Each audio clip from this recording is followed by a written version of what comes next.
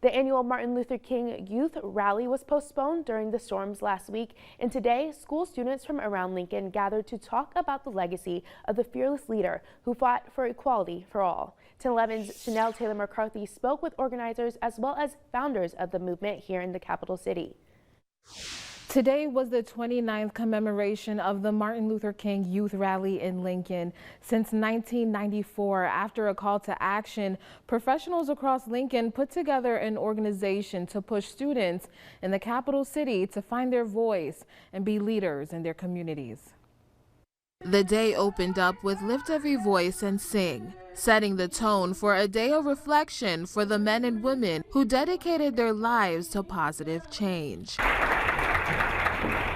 Students from around the capital city gave speeches echoing themes of Dr. Martin Luther King's life, many of which they say are pertinent today. What he's done in the past is actually influencing the present and the future, and that is exactly why we're commemorating him and his works and other Black civil rights activists who also gave their lives and sacrificed their lives back then to have the freedoms that we do have now. Lincoln High senior Jeremiah Theork is just one of the students who committed to leadership through the program. The MLK Youth Rally was called to action 29 years ago by one of Nebraska's most prominent voices in the fight for civil rights, the late Dr. Leola Bullock. Bullock called for a gathering of young voices, children, whose voices would be activated by professionals in the community like Dr. Jake Kirkland.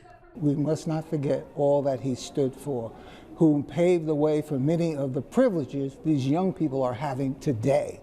And so it is their responsibility to carry the torch on for the next generation.